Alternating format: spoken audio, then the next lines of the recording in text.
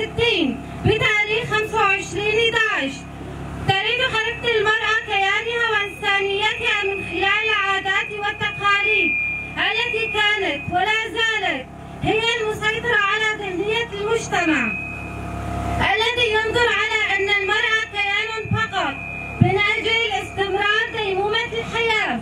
فاليوم ما تتعرض له المرأة من جميع أشكال العنف، وهي أسوأ أشكال العنف الاجتماعي والثقافي والاقتصادي والأسري، وهي جريمة بشعة بحق المرأة.